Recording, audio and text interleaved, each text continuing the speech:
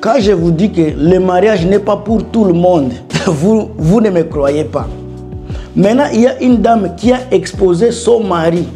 Et aujourd'hui, elle est en train de regretter pourquoi elle a quitté son foyer. Elle pensait qu'à quitter son mari, la vie sera rose. Les coups d'œil qu'elle recevait par-ci, par-là, quand elle était avec son mari, elle pensait que ça sera maintenant, elle va vivre une vie là, une vie de rêve. Tout en oubliant que la vie qu'elle était en train de vivre, c'était la vie, je pourrais dire, la vie parfaite. Mais elle a tout gâché à cause de petites choses. Alors la question qu'on lui a posée, c'était sur la chaîne des coachs. Elle a exposé, elle a dit qu'il a un mari, sont mariés. Mais le mari l'a mis à l'école. La femme est en train d'étudier pour devenir quelqu'un dans la vie. Le monsieur là, c'est lui qui est le pourvoyeur. C'est lui qui pourvoit aux besoins de la maison. C'est lui qui est le protecteur de la maison. C'est un entrepreneur. Pour vous dire qu'il paie les loyers, il paie la nourriture, tout ce qui est comme dépasse de la maison, il fait cela. Mais la femme dit que le monsieur ne le satisfait pas sexuellement. Donc, à cause de l'insatisfaction sexuelle, la femme quitte son mariage pour être une femme de la rue. Elle quitte le foyer pour la rue. Comment expliquer des choses pareilles, mes chers amis? Ça peut, maintenant, quand je vous dis que marier une personne, donc une personne, après avoir fait des recherches, c'est très important. Vous allez épouser une femme. Je m'excuse les femmes, ce n'est pas toutes les femmes qui sont comme ça. Quand vous allez épouser une femme qui a déjà couché avec plus de 10 hommes, la femme là, quand vous allez, même si vous lui donnez les diamants, vous lui offrez le ciel, elle va toujours te comparer avec des hommes qu'elle a couché avec. Je peux vous parier que ça ne sera même pas la première lamentation. Je peux vous parier que même d'autres relations qu'elle avait avant le mariage, elle comparait toujours les hommes par rapport à d'autres, surtout sur le point seul sexuel. Dans les foyers ici, l'homme est là qui sacrifie tout pour donner le meilleur de lui-même à sa femme. Il a même envoyé la femme à l'école pour étudier. Quand on demande à la femme, qu'est-ce que toi tu amènes comme soutien à ton mari? Oh, moi j'ai un bel corps, moi j'ai une très belle taille. La taille là ne fait rien. Depuis que tu es sorti à l'extérieur, maintenant tu commences à regretter. Parce que les gens là vont s'amuser avec toi. Parce que ces gens là ne cherchent pas la taille. Ces gens là que tu suis à l'extérieur, ils ne cherchent pas la taille. Mais ils s'amusent avec la taille. Ces gens là ne cherchent pas les seins. Ils s'amusent avec les seins. Les hommes que tu cherches là, ils ne cherchent pas les fesses. Mais ils s'amusent avec les sexes. Mais quand il s'agit de chercher une femme, quand il veut se mettre dans un foyer, il va chercher une femme qui a une tête. Il va chercher une femme qui peut lui donner les idées. Il va chercher les femmes qui vont contribuer. Aujourd'hui, on ne doit pas se voiler la face. Quand le monsieur ici t'a envoyé à l'école, c'est parce qu'il a vu peut-être un potentiel dans toi. Le mari que tu as laissé, il a vu de la potentialité à toi, il t'a envoyé à l'école. Parce qu'il savait, dès que tu finis l'école, tu seras quelqu'un. Tu seras quelqu'un de valeur. Tu seras une femme moderne. Tu vas travailler, tu peux l'aider dans son entrepreneuriat, dans son entreprise. Parce que c'était monsieur un entrepreneur. Mais tu prends le plaisir charnel. Tout ce qu'il fait pour toi là, une chose n'est pas bonne. Il paie loyer. Il paie nourriture. Il est entrepreneur. Il sort. Ce qui est grave, vous sortez, vous allez même dans des vacances. Il paie pour toutes ces choses-là. Mais juste parce qu'il ne fait pas un bon le sexe, tu l'as quitté. À cause du sexe, tu l'as quitté. Maintenant, tu vas compter combien d'hommes couchent avec toi depuis que tu as quitté le monsieur. Elle a dit qu'elle a sorti avec 4 hommes. Et maintenant, elle regrette. Elle commence à dire que tous les hommes sont les mêmes.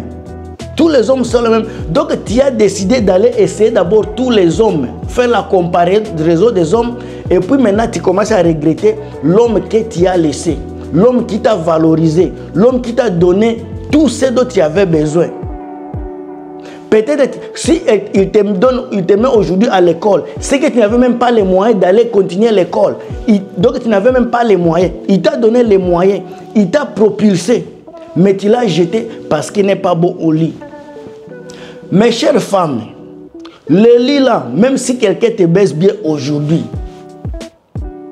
après 6 mois, ça sera quelque chose d'habituel. Si tu te focalises sur le sexe seulement, il ne faut pas chercher le mariage. Parce que tout le monde ici que vous voyez, il y a des fois, il se fatigue avec le sexe.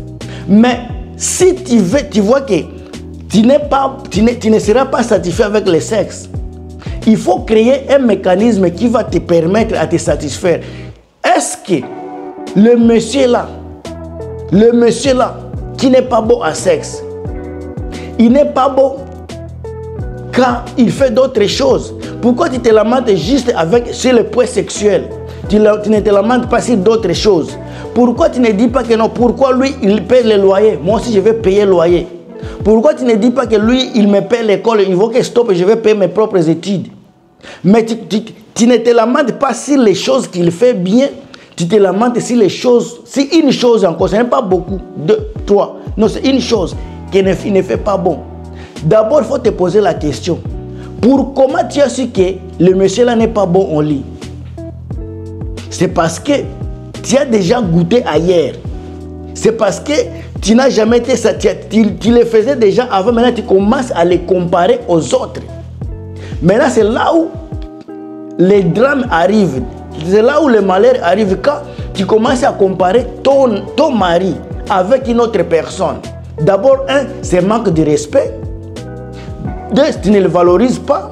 Si tu passes aujourd'hui si le panel de coach, cela veut dire que tu ne continues pas même pas à le valoriser. Quand tu vas l'exposer, heureusement tu n'as pas cité son nom, mais les gens qui te connaissent, ils vont savoir de quel homme tu parles. Parce que les panels là, ce sont des panels dans lesquels vous allez souvent.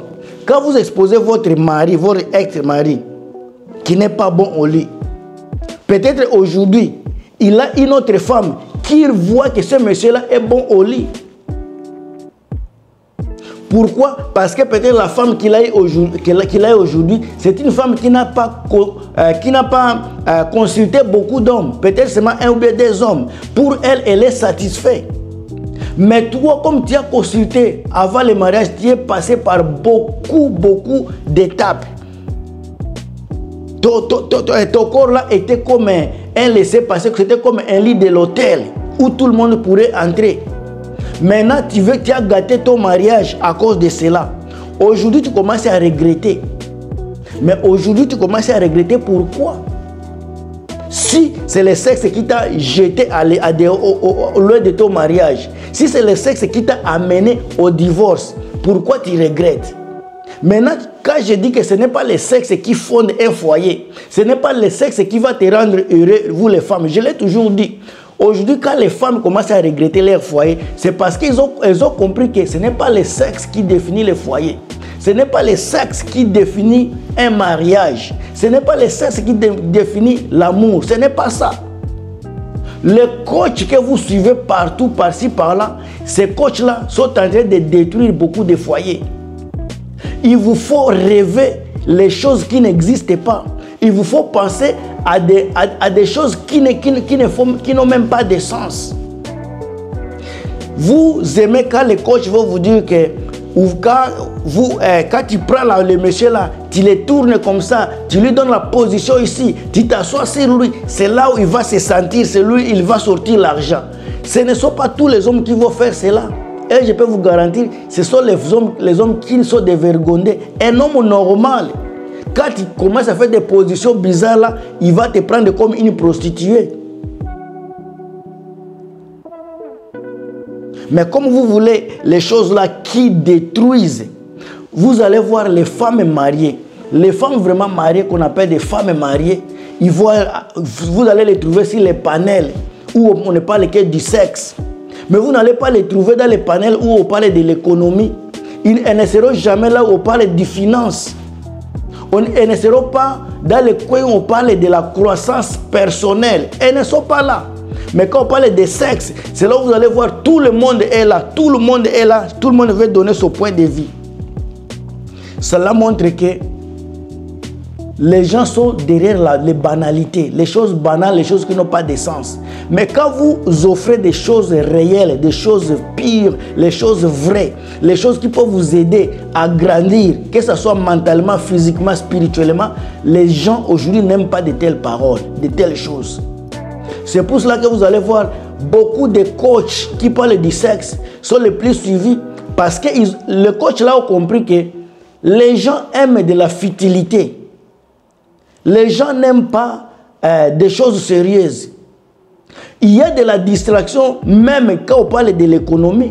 Les gens oublient que vous pouvez vous sentir à l'aise. C'est une façon de vous distraire en écoutant les choses économiques, les choses d'investissement, les choses de la croissance personnelle ou spirituelle. Ce sont les choses les plus importantes, même qui vont vous stimuler sur tous les points. Mais les gens veulent entrer dans la sorcellerie. Quand on parle du sexe, c'est là où tout le monde ouvre les yeux pour écouter. Aujourd'hui, vous verrez une fille de 19 ans, de 20 ans, elle fait une chaîne qui va parler de coaching, comment on gère les foyers, comment on traite un homme. Une fille de 19 ans, de 20 ans, elle parle et veut enseigner aux gens qui ont de 50 ans, aux hommes qui sont mariés pendant plus de 20 ans. C'est elle qui va ouvrir une caméra et puis quelqu'un qui a plus de 30 ans de mariage est en train d'écouter et suivre cela. Vous faites le contraire. Au lieu que toi, un monsieur de 45 ans, marié pendant 20 ans, fais une chaîne qui pourra éduquer les femmes comment gérer un foyer. C'est vous, tout est inversé aujourd'hui. C'est vous les vieux papas, les vieilles mamans, qui vous arrangez derrière les petites filles, les filles qui n'ont pas d'expérience, les hommes qui ne connaissent rien de mariage, c'est eux qui deviennent des coaching. Le monde à l'envers. Le monde à l'envers. En tout cas, moi, c'est Gilmas. Partagez la vidéo, commentez. On se revoit très bientôt dans une autre pièce. À plus.